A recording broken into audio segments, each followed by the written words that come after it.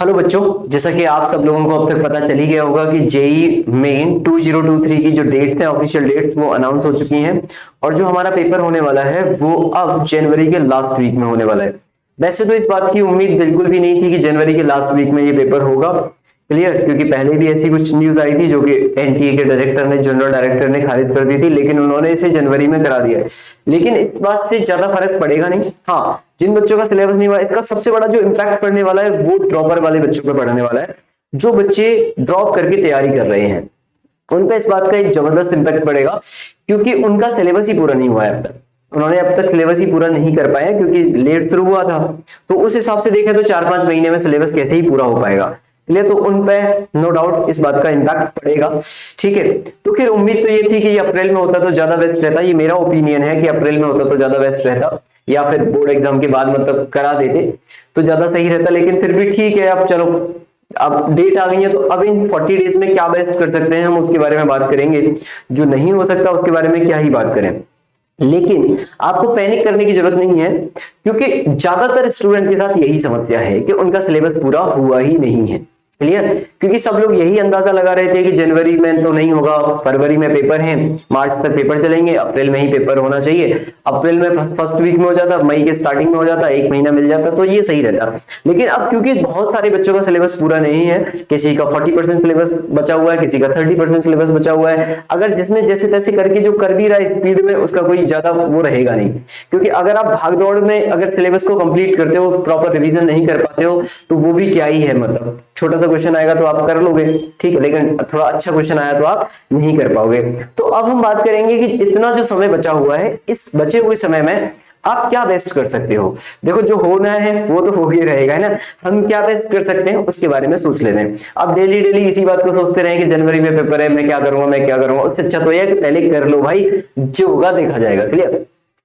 First attempt में ज्यादातर percentile जो है वो ज्यादातर अच्छी आती है एवरेज स्टूडेंट की, क्योंकि थोड़ा सा प्रेशर रहता है और प्रेशर में बच्चा ज्यादा अच्छी तरीके से काम करता है। लिटिल बिट प्रेशर आपको हमेशा अच्छे रिजल्ट देता है। क्लियर, ये मेरा मानना है।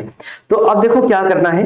ये या तो आपकी डेट्स हो गई, यहाँ पे हमें पता है कि जनवरी में होने वाला है। कब से होने वाला है ये आपका 24 जनवरी, 25 जनवरी, 27, 28, 29, 30 एंड 31 जनवरी को ये पेपर होने वाला है। इसमें से 1-2 दिन आपका आर्किटेक्चर वगैरह का हो जाएगा। क्लियर। तो अब मैं बात करूं कि मेरे पास 40 डेज है, इन 40 डेज की प्लानिंग क्या रहेगी सर, इन 40 डेज में मैं कैसे अपना बेस्ट कर सकता हूं। तो सबसे पहले आप क्या करो, आज ना थोड़ा सा समय दो अपने आप को, और प्लानिंग में सबसे पहले आप उन चैप्टर्स को लिस्ट बनाओ, easy to difficult chapter, easy to difficult chapters की एक लिस्ट बना लो आप, easy to difficult chapters. Clear, easy to difficult chapters की एक लिस्ट बना लो। ये आपके अकॉर्डिंग रहेगी। जैसे मान लीजिए आपको सीक्वेंस सीरीज आसान लगता है, उसके बाद क्वाड्रेटिक आसान लगता है, उसके बाद आपको बाइनोमियल आसान लगता है, उसके बाद आपको फंक्शन आसान लगता है, लिमिट आसान लगता है। तो इजी टू डिफिकल्ट, जिनमें क्या है कि आपका समय भी कम लगेगा और चैप्टर रिवाइज भी हो जाएंगे।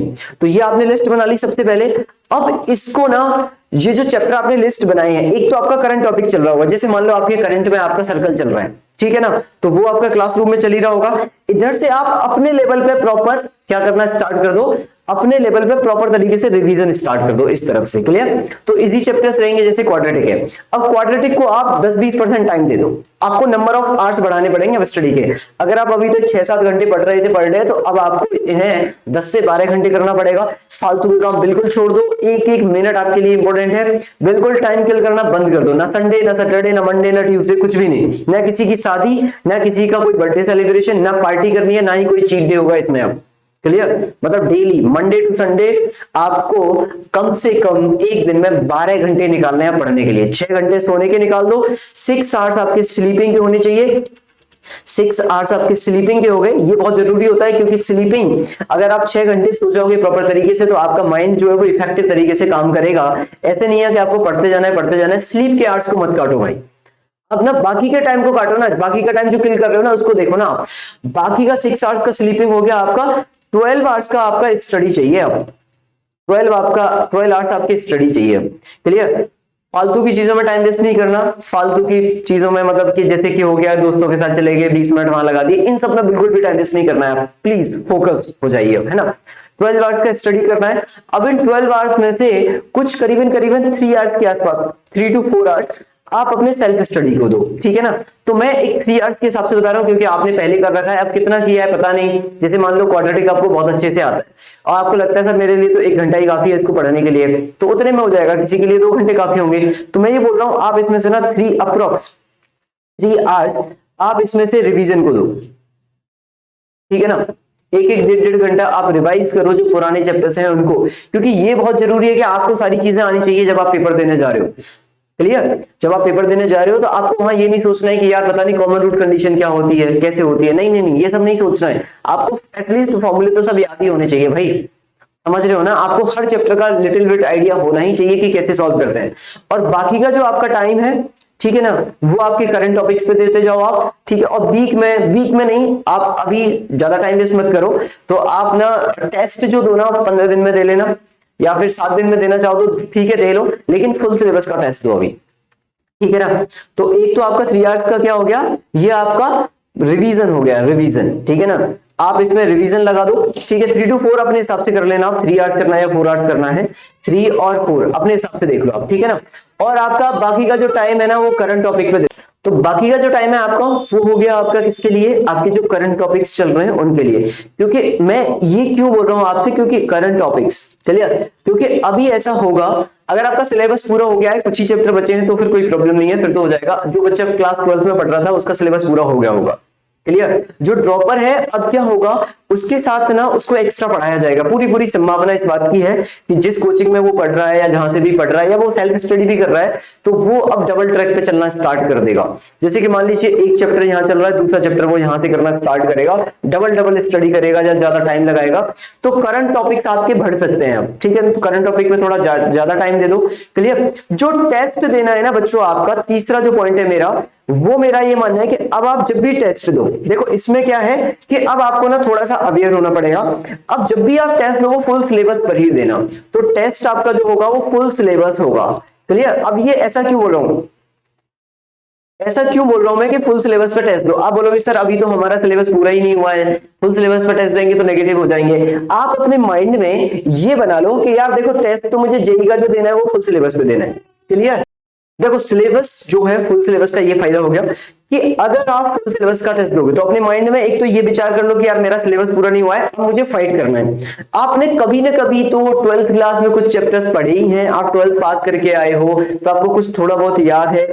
और एक तो ये हो गया कि आप कितना अटेम्प्ट कर पाते हो, क्लियर। आपके सामने क्योंकि सेम प्रेशर जेईई में होने वाला है, तो वहां पे कैसे प्रेशर झेलोगे। अगर फर्स्ट टाइम जब फाइट करने जाओगे तो बुरी तरह से हार जाओगे। इससे अच्छा तो यह कि अभी से ये जो आने वाला 40 दिन है, इसमें आप उसी तरीके की प्रैक्टिस करो जो आप वहां करने वाले हो, क्लियर। जैसे कि मान लीजिए आपके 5 चैप्टर 6 चैप्टर नहीं हुए हैं पूरी तरीके से, तो आप एटलीस्ट उन्हें फेस करना तो सीख जाओगे कि भाई ये 5 चैप्टर मुझे सर्कल में से क्वेश्चन नहीं आता तो मुझे छोड़ना है, मुझे डर नहीं, मुझे अब इस बात से पैनिक नहीं होना कि मुझे आता ही नहीं, मेरा तो सिलेबस पूरा नहीं हुआ है। अगर वहां आपको ये डर बैठ गया एग्जाम देते टाइम कि यार मेरा तो ये सिलेबस ही पूरा नहीं हुआ है, मेरे ये 5 क्वेश्चन आपने स्टार्टिंग कैसे देख लिए जो आपको नहीं आते थे या उन्हीं चैप्टर से आए थे जो आपके नहीं हुए हैं, तो यकीन मानो मेरा बुरी तरीके से पिघल जाओगे आप लोग। तो अभी से फुल सिलेबस का टेस्ट दो, आपको एक परफेक्ट एनालिसिस तो मिल जाएगी अपनी कि मैं 30 क्वेश्चन में से जो मुझे करने हैं मैं कितने कर पा रहा हूं, क्लियर। आपके भाई 20 ऑब्जेक्टिव हैं वो तो आपको पूरे करने ही करना है। 10 जो इंटीजर टाइप है उनमें से कोई 5 ही करना है। अब इंटीजर टाइप में भी जो न्यूमेरिकल रिस्पांस टाइप क्वेश्चन है, अगर पुराने टाइप का पेपर रहता है पैटर्न, तो उसमें क्या है न्यूमेरिकल रिस्पांस टाइप है, आपको राउंड ऑफ करके इंटीजर वैल्यू बतानी है जिसमें कि नेगेटिव मार्किंग भी है, क्लियर। तो अब उस 5 में से उन 10 में से मुझे 5 करने हैं, तो ये आपको धीरे धीरे कॉन्फिडेंस आएगा और आप इस चीज के यूज टू हो जाओगे वहां तक जनवरी के पेपर तक कि मैं फुल सिलेबस टेस्ट ही दे रहा हूं पिछले कुछ समय से। तो मेरा ये पर्सनल ओपिनियन यही है आपसे कि अब आप फुल सिलेबस के टेस्ट दीजिए और एनालिसिस उन्हीं की करो जो आपको आते हैं।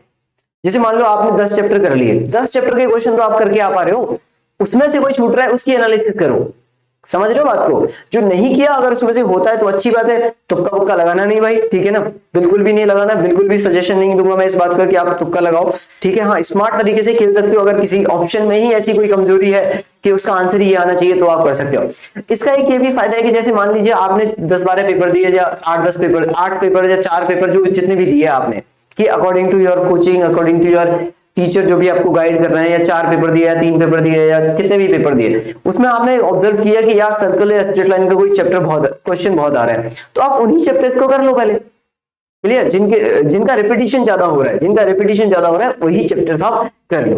क्लियर, आपको लग रहा है कि यार इसका तो बहुत ही डिफिकल्ट क्वेश्चन आ रहा है, जैसे मान लो मैक्सिमम मिनिमम का बहुत डिफिकल्ट क्वेश्चन आ रहा है, तो आप उसे छोड़ दो फिर यार, क्योंकि मैक्सिमम मिनिमम का डिफिकल्ट क्वेश्चन आ रहा है। हाँ, अगर आपको छोटा क्वेश्चन आएगा तो आप कर लोगे, लेकिन बड़ा क्वेश्चन अगर कोई है तो उसे नहीं कर पाओगे। तो आपको आइडिया लग गया कि पहले मुझे कौन सा चैप्टर करना है, ठीक है, उस जो नहीं हुए उनमें से। अगर आंख बंद करके ऐसे ही चलते जाओगे तो नहीं हो पाएगा फिर। क्लियर, तो बस मेरा यही था कि इसको करो प्रॉपर तरीके से, फॉलो करो स्ट्रेटेजी को जो आपके पास है। अगर कुछ अच्छा प्लान है तो इसको फॉलो करो, लेकिन हाँ बिना पैनिक किए, डर से बाहर निकल के, जो होना था वो तो हो ही रहा है, जो होना है वो होगा, ठीक है। अब आपको इस डर से बाहर निकलना है कि अब मैं अगर इसी टेंशन में रहूंगा कि मेरा सिलेबस पूरा नहीं हुआ, तो आपको जो आता है वो भी नहीं कर पाओगे।